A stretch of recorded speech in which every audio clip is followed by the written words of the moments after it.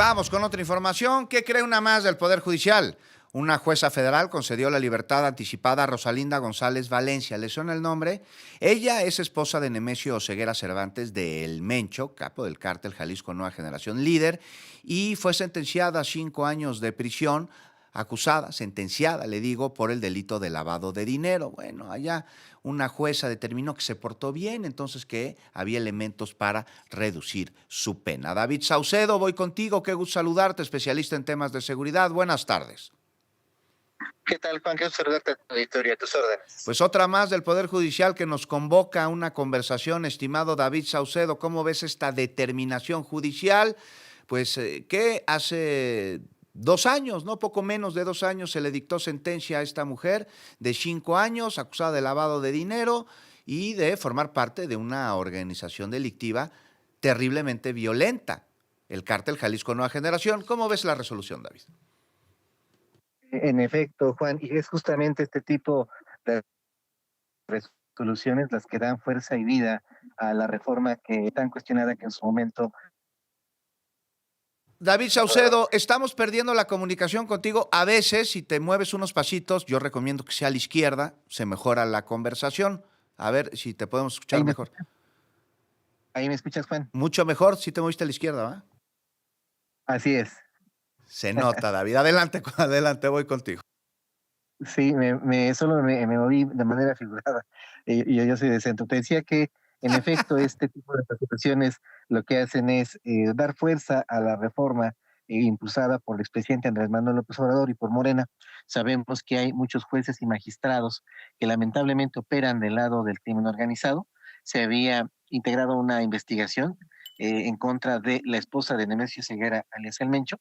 Incluso en los Estados Unidos también tengo entendido se aportaron elementos para que se diera su aprehensión. Tú lo recordarás, en una zona residencial de la zona metropolitana de Guadalajara.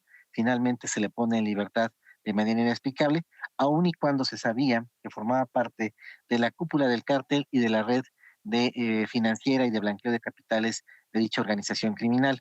Se cae de esta manera parte de la estrategia que había lanzado el gobierno federal junto con Washington para apretar el primer círculo familiar de Nemesio Ceguera, alias El Mencho. No solo fue en contra, una orden de captura en contra de su esposa, sino también la extradición de su hijo, El Menchito, y también de una orden de aprehensión en contra de su hija, una joven apodada La Negra.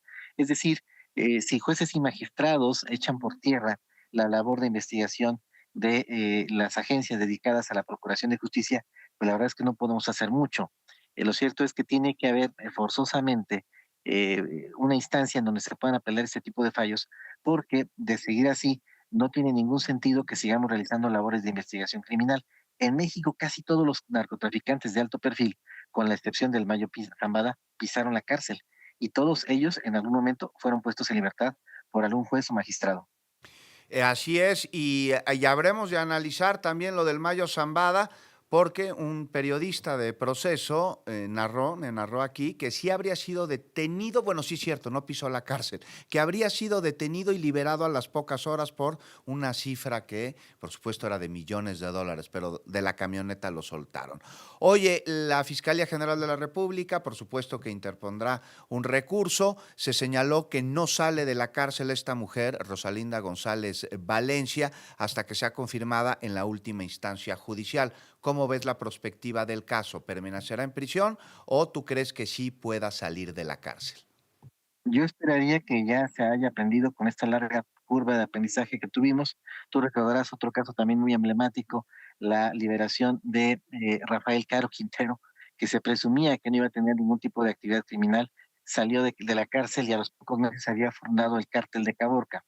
En el caso del primer círculo de Nemesio Ceguera, alias El Mencho, es necesario que las autoridades federales intervengan de manera decidida para evitar que pueda estar en libertad, en virtud de que ella tiene los contactos, los recursos y es escuchada por los demás generales del cártel Jalisco Nueva Generación, y que sin duda esta sería un punto a favor de esta organización que poco a poco ha logrado poner en libertad a integrantes de su red criminal. Esto aprovechando las fisuras que tiene nuestro sistema judicial.